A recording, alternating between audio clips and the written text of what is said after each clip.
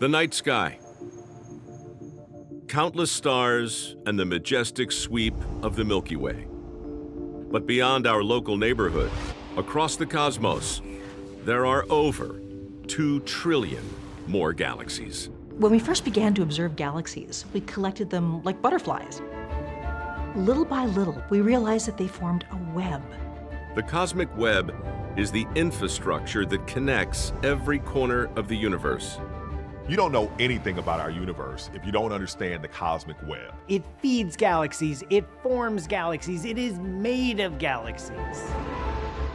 It's the architect of everything, and our cosmic future depends on it. The cosmic web is one of the most important parts of our universe. It plays a key role in the evolution of the cosmos. Without the cosmic web, there would be no stars, no planets. Nowhere in the universe where the conditions of life could exist. How did the universe go from a hot soup of gas to a cosmic web sprinkled with galaxies, planets, and us?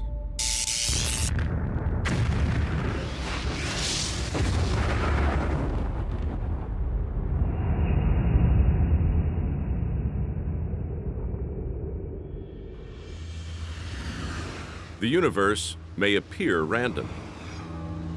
2 trillion galaxies spread across the cosmos.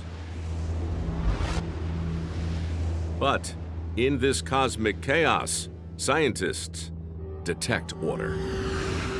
When we first saw that the universe was full of galaxies, it seemed like overwhelming chaos, but it's not. They are all connected.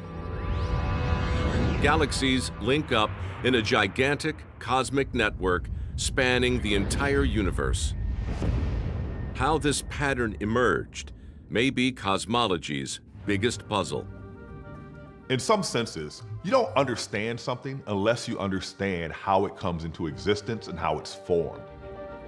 And galaxies are the basic building block of our universe. To solve this mystery, scientists need to go deep, to the very edge of the observable universe, and study light from the first galaxies. Chile, 2021. Scientists point the VLT, or Very Large Telescope, towards the Hubble Ultra Deep Field. It's a patch of sky famously photographed by the Hubble Space Telescope in 1995. The VLT's power allows astronomers to see much deeper into space. There's a reason people had posters of the Hubble Deep Field up in their dorm rooms in college. This was something that actually changed our view of the entire universe. I mean, I'm getting goosebumps just thinking about it. A tiny little part of the sky that we thought was empty and dark actually contained thousands of galaxies, each galaxy billions of stars. All of a sudden, the universe became that much more rich in an instant, in a single image. Perched high on a plateau of the Atacama Desert, the VLT sees deeper into our cosmic past, collecting light that has traveled much further than the light the Hubble telescope saw. The Ultra Deep Field is only a small section of the original Deep Field, but it contains secrets of the origins of galactic structure. Imagine you take a grain of sand and you put it on your fingertip, and you hold your arm out like this, and you block a part of the sky looking at that grain of sand. That's the size of the Hubble Ultra Deep Field, and yet it contains thousands of galaxies in it. The telescope stares at those galaxies for 155 hours and picks up the faintest of glows. Ancient hydrogen gas concentrated along a strand of space 15 million light years long. The filaments are just one tiny section of the cosmic web, the largest known structure in the universe. The scale of the cosmic web is enormous. It is, by definition, the largest thing that we can see in our universe.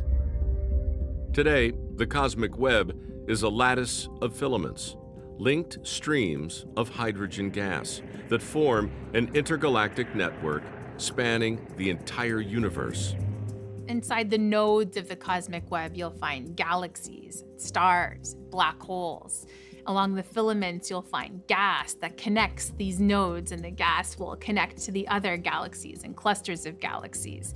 It's this beautiful superhighway of large cities that are connected through these filaments. We can see the cosmic web about as far back as we can look. And really, galaxies are forming along that web all the way back. This cosmic infrastructure dates back to the earliest days of the universe. 13.8 billion years ago, the universe ignites in a tiny ball of super hot energy. It expands and begins to cool.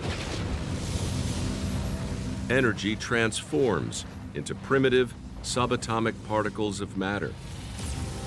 The heat from the Big Bang is so intense, gravity is effectively powerless.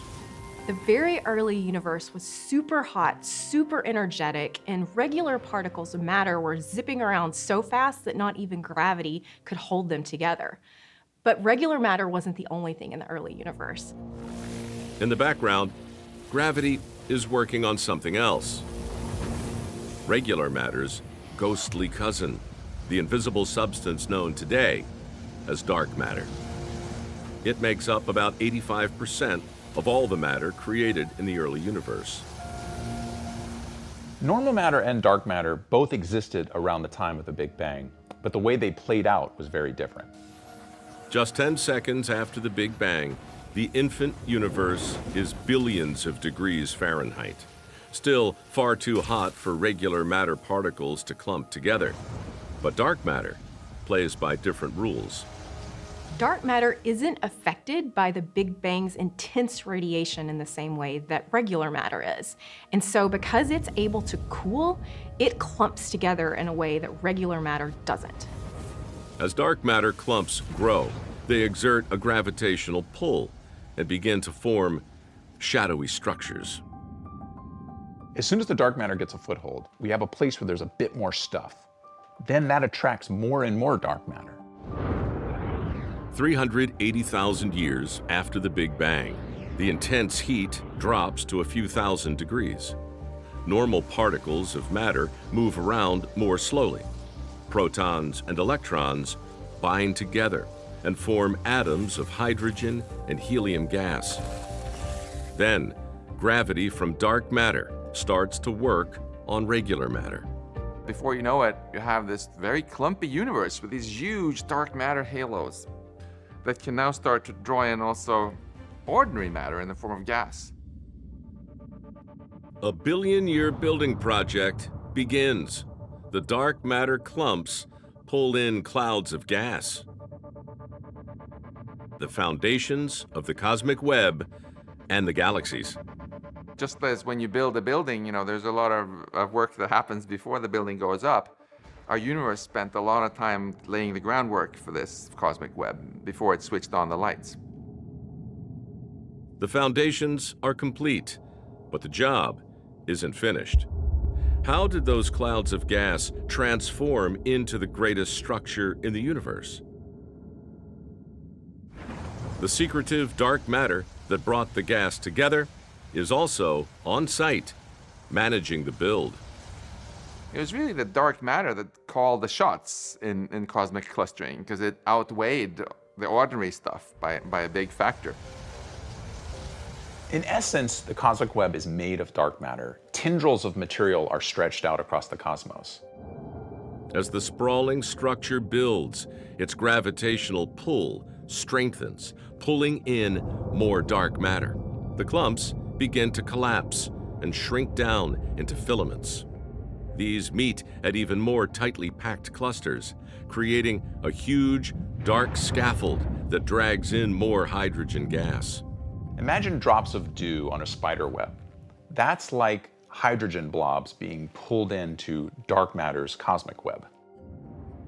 After tens of millions of years of construction, strands of gas stretch across the cosmos. Fast forward to now. the web appears in all its star-spangled glory, lit up with galaxies. We know at some point stars and galaxies formed. The big question is when. What were the first galaxies like? That's a big mystery. So, how then did the lights of the cosmos switch on? Evidence suggests that as the universe assembled its web of dark matter and hydrogen gas, the biggest stars that have ever lived set the cosmos ablaze.